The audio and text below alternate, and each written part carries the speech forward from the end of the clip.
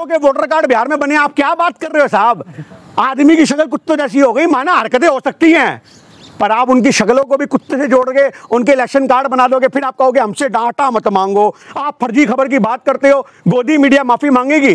कल पूरे हिंदुस्तान में खबर चली कि पाकिस्तान से 3 आतंकी नेपाल के रास्ते से बिहार आ गए। बिहार क्यों? क्योंकि पापा को इलेक्शन जितवाना है। आप समझ रहे हो इस बात को? हर बार आतंकवादी गतिविधियां, आप समझो इस बात को। उसके बाद पुलिस वालों को आकर के मीडिया में बैठ करके लॉ एंड ऑर्डर को मेंटेन करने वालों को हाथ जोड़ के कहना पड़ता है भाई साहब आप तो जानते हैं ना गोदी मीडिया की असलियत। लेकिन ऐसा कुछ नहीं हुआ। देखिए हम तो एक ही बात कहते हैं साहब, डिग्री की आवश्यकता इस बात को लेकर नहीं कि आपका प्रधानमंत्री पद है या नहीं है।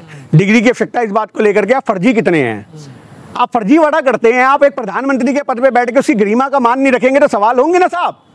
आप प्रधानमंत्री हैं देश के, और उसके बाद आप कह रहे हैं मैं बीए देखो मैंने फलानी जगह में कही, पॉलिटिकल इंटायर साइंस में करी, जो सब्जेक्ट ही नहीं आज तक आविष्कार हुआ उस सब्जेक्ट में तुमने डिग्री हासिल कर ली। कैसे कर ली? हमें भी तो बताओ वो कौन सा सब्जेक्ट है ऐसा। हमने भी पॉलिटिकल पढ़ी, हमें बताओ वो पॉलिटिकल इंटायर साइंस में प्रधानमंत्री जी सिर्फ एक बार वहां पे आके मंच में बता दें कि पॉलिटिकल इंटायर साइंस के सब्जेक्ट कौन कौन से थे। आप डिग्री छोड़ दो यार, आप खत्म कर दो, आप सारी बात छोड़ो। पॉलिटिकल इंटायर साइंस करने वाला बीए पढ़ा हुआ होगा ना, यानी कि आप उसको मानते हो ना वो 8 साइड का पढ़ा होगा। आप इनसे ये पूछ लो 8 साइड के सब्जेक्ट कौन से होते हैं। ज्योग्राफी, पॉलिटिकल साइंस में, भूगोल में और इसमें राजनीतिक विज्ञान में फर्क क्या है, इन्हें वही नहीं पता होगा। आज आप एक कांग्रेस के नेता पे कहते हो 10 करोड़ कहां से आए, 12 करोड़। अरे आप एक बार ये भी तो पूछ लो कि नितिन गडकरी साहब का लड़का 17 करोड़ से 514 करोड़ रुपए की संपत्ति कैसे बना गया 3 साल के अंदर, 4 साल के अंदर। आप ये बात जाकर के पूछो ना, ऐसा कौन सा धंधा उनको मिल गया। सड़क बना रहे हैं वो, सड़क। मैं आपसे यही कहना चाह रहा हूं साहब कि आप एक बार जाकर के वहां पे ईडी बिठाओ ना, आप बिठाओ किसी भाजपा के नेता पे, आप बिठाओ अमित शाह के लड़के पे, उससे पूछो कि तेरे पास इतने पैसे कहां से आए। आप बिठाओ नितिन गडकरी के लड़के के ऊपर, आपको पता लगेगा उनके पास पैसा कहां से आया और क्यों आया और किस तरीके से आया। आप पाकिस्तान से संबंध जोड़ के रखते हो, वहां से आप कमाइयां करते हो और दिन भर मीडिया कहती है पाकिस्तान को गालियां दो, सुबह शाम पाकिस्तान को गालियां दिलवा करके भारत के हिंदुओं को खुश करते हो आप लोग, सिर्फ वो भी नकली खुशी। देखिए हम तो एक ही बात कहना चाहते हैं, हम उसके लिए तैयार हैं। आपने देखा होगा राहुल गांधी जी की गांधीगिरी, उनको काले झंडे दिखाए गए, काली शर्टें पहन के उनका विरोध किया गया और उसके बाद वो उन सारे संघियों कहते हैं आओ आओ, 4-5 तो भग जाते हैं सिक्योरिटी देख के, और भाई हमें लपेटना दे खामा खामी पकड़ करके। समझ रहे हो इस बात को? कितना ज्यादा इनका ऐसे ऐसे होता है, ऐसे ऐसे काहे को तुम विरोध कर रहे हो, चौड़े में करते हैं ना मुर्दाबाद मुर्दाबाद, तो तुम फटाफट से कर रहे हो, और जब तुम्हें रोक के बंदा कह रहा है ला भाई मेरे मुंह पे बोल मुर्दाबाद, तो भग गए। इक्का दुक्का हौसला करके आ गया, हाँ जी हाँ जी हाँ जी। उसको भी राहुल जी ने टॉफी दी और टॉफी मुंह में डाल के चुपचाप निकल गया। आप इस बात को समझो, टॉफी 1 रुपए की टॉफी खाने के लिए, 2 रुपए की टॉफी खाने के लिए आप आए थे क्या? उसका मतलब समझो संदेश था कि तुम हमें नफरत दोगे, हम तुम्हें मोहब्बत देंगे, तुम हमें गाली दोगे, हम तुम्हारे मुंह में मिश्री देंगे। ये राहुल गांधी जी का संदेश है, ये प्यार का संदेश कांग्रेस पार्टी देती है। क्योंकि राहुल गांधी जी उस चीज उस परिवार के वंशज हैं। आपको पता होगा कि जवाहरलाल नेहरू जी को एक बार एक औरत ने कॉलर से पकड़ लिया। आपको पता है जब वो पहली बार प्रधानमंत्री बने तो औरत को वाद विवाद होगा, भैया हमारे यहाँ ये नहीं हुआ, हमारे यहाँ वो नहीं हुआ, तो उसने छूटते ही बोला तुम तो प्रधानमंत्री बन गए, देश भले आजाद हो गया, मुझे क्या मिला, ये उस औरत ने बोला। तो आपको पता है क्या जवाब दिया था नेहरू जी ने ये जवाब दिया था कि आपको एक प्रधानमंत्री का कॉलर पकड़ के पूछने की हिम्मत मिली, ये लोकतंत्र दिया हमने आपको कि आप प्रधानमंत्री का कॉलर पकड़ के पूछ सकते हो। आज की डेट में है मोदी साहब के आसपास कोई जाने वाला ऐसा? आप बात कर रहे हो, रातों रात गायब हो जाएगा, टेढ़ी नजर भी देख ले तो। किसी का जन्मदिन आ रहा है 17 तारीख को, वो बेरोजगारी दिवस है, बेरोजगारी दिवस को जन्म दिवस मत कहो। आप बताओ, हाँ बेरोजगारी दिवस पे क्या पूछना चाह रहे हो आप? पूछो आप। हाँ, वो तो रोजगार दे रहे हैं 2 करोड़। अरे बैंगन दे रहे हैं वो, कुछ ना दे रहे वो। आपको लग रहा है रोजगार दे रहे हैं, ये दे रहे हैं, वो दे रहे हैं, कुछ ना दे रहे। आज बेरोजगारी दिवस हमारे देश में पूरा हिंदुस्तान उसको बनाता है। जाएंगे वो। देखिए मैं आपको फिर कहना चाह रहा हूँ, अभी एक और इन्होंने लॉलीपॉप देना चाहिए किसानों को। आपको पता है क्या लॉलीपॉप है? जिनके जनधन खाते योजना है उनको 10,000 रुपए तक का लोन उनके खाते में डलवा दिया जाएगा, भले बैलेंस हो या ना हो। मैं कह रहा हूँ आप एक बार डलवा दो, सारे बैंक बर्बाद ना हो जाए।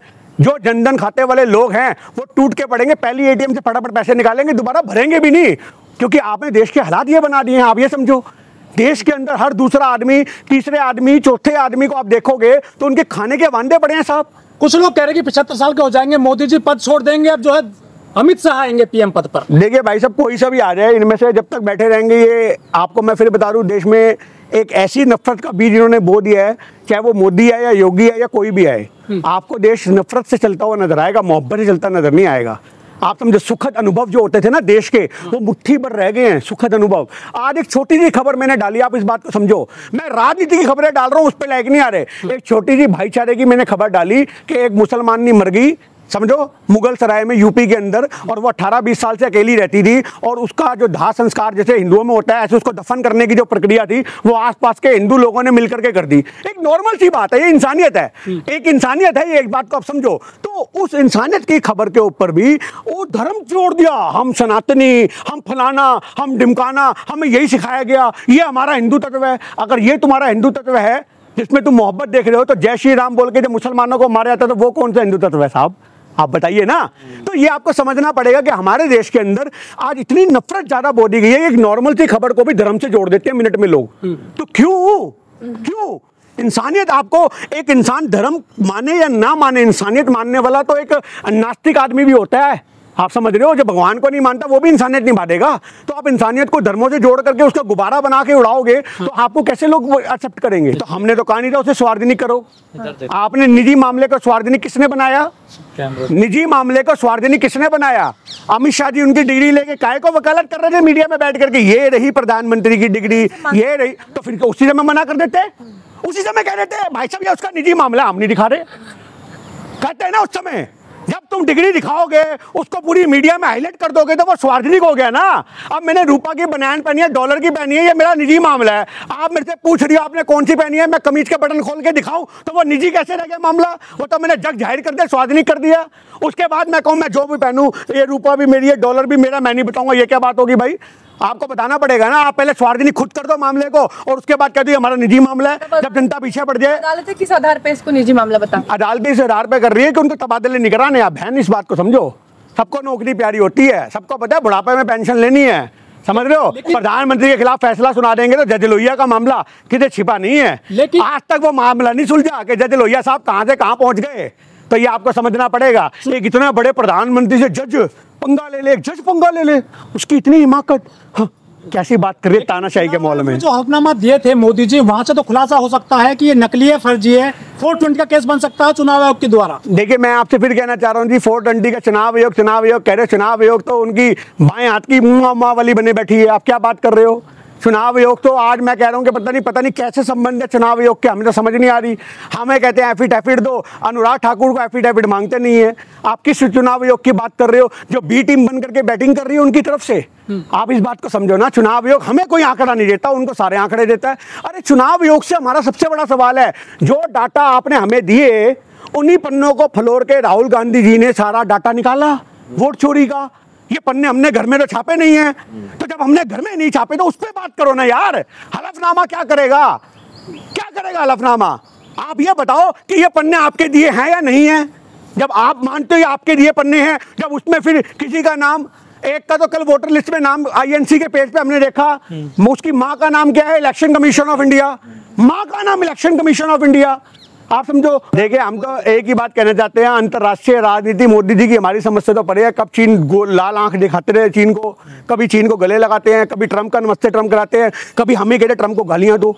हमें समझना पड़ेगा साहब, ये समझना पड़ेगा कि राजनीति क्या चल रही है। विदेशियों को भी समझ नहीं आ रही होगी ये ऐसी कौन सी विदेश नीति है। कल तक नमस्ते ट्रम्प करा के हमें इज्जत दी, और हमने सच बोल दिया तो हमें भारत के लोग गालियां दे रहे हैं, मीडिया गाली दे रही है।